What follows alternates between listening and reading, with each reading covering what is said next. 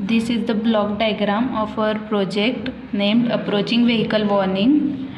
So here in our project we are using two nodes like node 1, node 2, and these both nodes are STM32F407VG, that is Cortex M4 processor based microcontroller.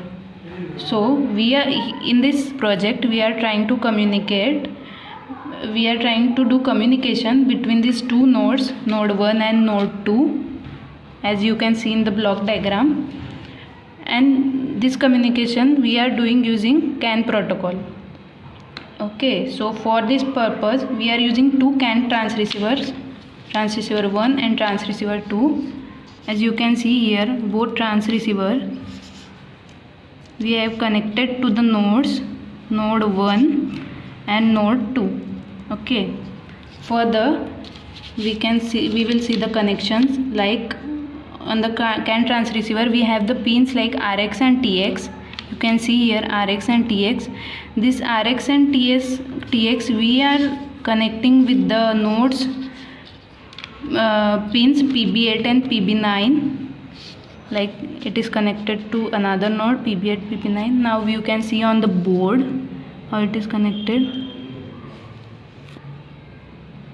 RX and TX is connected to the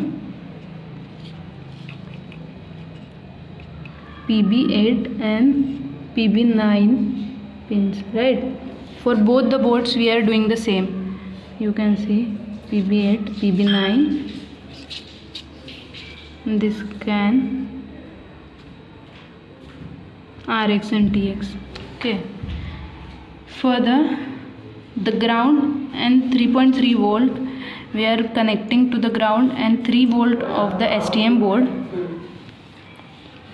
You can see here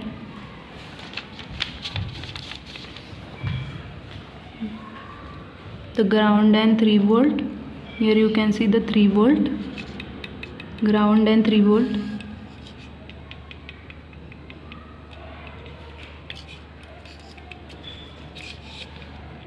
Yes, and same for here, then another node.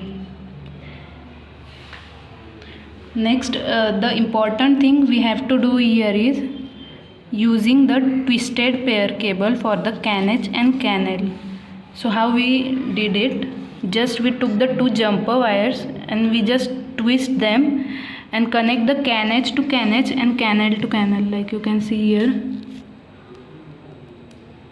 the CAN-H to CAN-H and CAN-L to CAN-L. Okay. Next one is we have to make a common ground between these two nodes. You can see how it is made using male-female connectors. Next, the question arises why to use the twisted pair cable.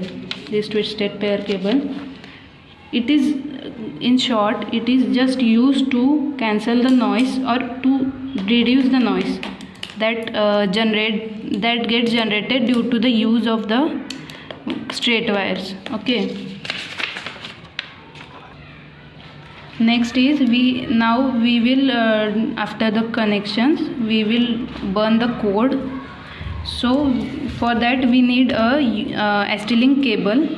This USB part you have to connect to your laptop or computer, and this we have to connect to our STM board like this here. Okay.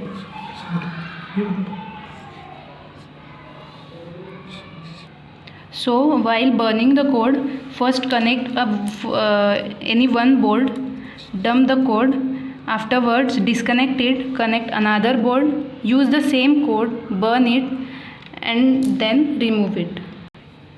After burning the code, we will check the results. According to the code, whenever we press the user switch from board, at every press of button the LED will glow. A single LED, means here we can see here in the board we have 4 LEDs. 1, 2, 3, 4. So one by one the LED will glow. Okay, as here we can see, we know that CAN is a multi-master protocol. So if we press the switch of node 1, LEDs of both the board will get controlled, and same happens with the another node. Now you can see the results. We are pressing the switch. You can see on both the boards, you can see the result. Okay, now to see the result, just press the user button. As you can see, we are pressing the user button. One by one the LED will glow at every press, and what we are doing, we are pressing the button switch at node 1 and it is getting reflected at node 2 also. So we can say that here communication is happening and the CAN protocol is working. Now you can see it is happening with the same another board. We are controlling the LEDs of both boards from the another node 2. This is how the CAN protocol is working here. Thank you.